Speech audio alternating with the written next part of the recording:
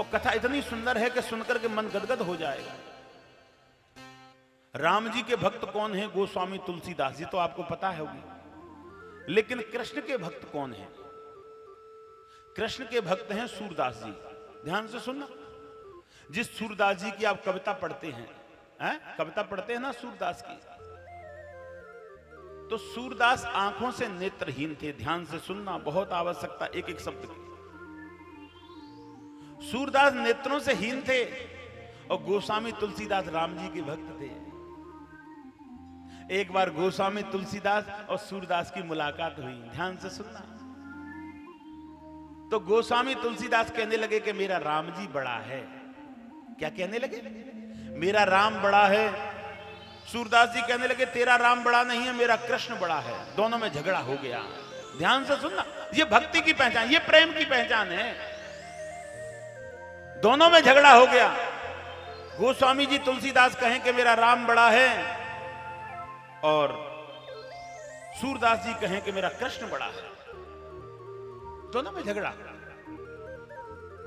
गोस्वामी तुलसीदास जी कहने लगे एक काम कर लो कि क्या, कि एक तराजू के पल्ले में तुम बैठ जाओ, एक तराजू के पल्ले में मैं बैठ जाता हूं, और जौन सा पल्ला झुक जाएगा उसी का भगवान बड़ा है। बोली वृंदावन बिहारी लाल। कितने करुणामयी है।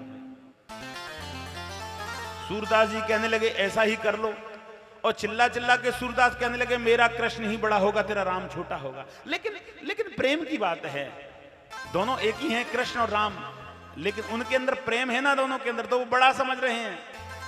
मेरी माता कैसी भी है, नेत्रहीन है, छोटी है, लंबी है, बुद्धि से भी कमजोर है, लेकिन वो मेरी माँ है, और मेरी माँ की बराबर संसार में कोई नहीं है। बोली वृंदावन बिहारी। मेरा पिता कैसा भी है, मेरा पिता देखने में सुंदर नहीं है, मेरा पिता के एक हाथ नहीं है, लेकिन मेरा पिता सबसे ज्यादा और मेरे से प्रेम करने वाला मेरा पिता है। ये मन के अंदर धारणा करो, ये मन के अंदर विचार करने लग जाओ।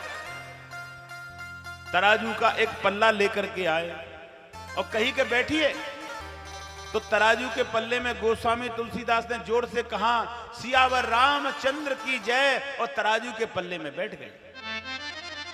सूरदास से कही कि तुम बैठ जाइए।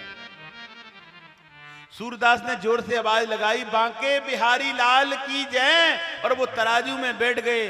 तो गोस्वामी तुलसीदास का तराजू तो नीचे आ गया और सूरदास का तराजू ऊपर उठ गया।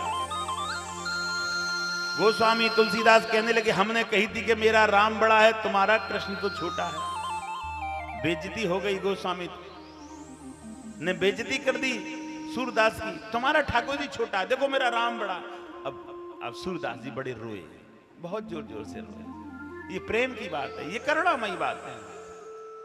रोते रोते कहने लगे आज मेरी बेइज्जती हो गई, मैं सेवा करते करते ठाकुर जी की जिंदगी बीत हो गई, लेकिन आज मेरी बेइज्जती हुई, मेरा कृष्ण छोटा हो गया। मैं कृष्ण की मूर्ति को ले जाकर के यमुना मैया में फेंक दूंगा, आज से सेवा नहीं करूंगा। प्रेम की बात, बिल्कुल सत्य घटना। आज मंदिर में पहुंचे, ठाकुर जी की मूर्ति उठा के फेंकने के लिए तैयार हुए, नेत्रों से ही। ठाकुर जी प्रकट हुए, कहने लगे बाबा हमको क्यों फेंक रहे हैं कि तुमने आज हमारी बेइज्जती करा दी। कि क्यों? कि राम जी बड़े बन गए, गोस्वामी तुलसीदास के, हमारी बेइज्जती हुई, हम तो छोटे ही बन गए और तुम्हारी सेवा हमने ज्यादा करी। कृष्ण भगवान कहने लगे बाबा तुम रोते क्यों हैं? कि मेरी बेइज्जती हुई है इसलिए रो रहा हूं। कहने लगे ये बेइज्जती कराने वाले कारण आप ही हैं। कहने लगे हमने क्या? हमने तो जोर से बोला था बांके बिहारी लाल की जय। कहने लगे गोस्वामी तुलसीदास ने क्या बोला था कि सियावर रामचंद्र की जय। तुमने बांके बिहारी के मेरी लाडली राधा का नाम नहीं लिया, इसलिए तराजू ऊपर उठ गया तुम्हारा। मेरी लाडली राधा, क्योंकि राधा हृदय है, मैं शरीर हूं। शरीर नष्ट भी हो सकता है लेकिन हृदय नष्ट नहीं होता। राधा करुणामयी है, राधा एक प्रेम की धारा है। उस धारा में जो जुड़ जाता है वो राधामय हो जाता है। आपने राधा का स्मरण कहां किया? राधा का स्मरण कहां किया? रोने लगे। रोते रोते गोस्वामी तुलसीदास के पास में पहुंच गए और कहने लगे हम भी तराजू में राधा का नाम लेकर के बैठेंगे। और जब राधा का नाम लेकर के तराजू में बैठे तो तराजू के दोनों पल्ले सेम बराबर हो गए। बोली वृंदावन बिहारी। मेरा कहने का तात्पर्य केवल एक ही है, अगर मन को आपने पवित्र करके भगवान का भजन किया हो तो जीवन का रास्ता आपके लिए बिल्कुल सेम हो जाएगा। चलने में दुविधा नहीं आएगी, भटकने में परेशानी नहीं होगी, एकदम सेम हो जाएगा और जाकर के तुम भगवान से मिल जाओगे। ये जीवन का आप लिए परिचय है। मैं आपकी परिचय करा रहा हूं। मैं कोई बड़ा नहीं हूं, मेरे भी आंख है, मुंह है, जो तुम्हारे है वो मेरे है, लेकिन ये है मैं परिचय कराने वाला हूं और तुम परिचय पूछने वाले हो। तुम रास्ते के भटकने वाले व्यक्ति मुझसे रास्ते का परिचय पूछ रहे हो और मैं रास्ते को जान करके आपको परिचय दे रहा हूं, लेकिन परिचय तुम जब पूछोगे तुम्हारे अंदर सोचने की शक्ति होगी। नकल उसको कराई जाती है जिसके अंदर अकल होती है, और जिसके अंदर अकल नहीं है वो नकल भी नहीं कर सकता। बोली वृंदावन बिहारी लाल।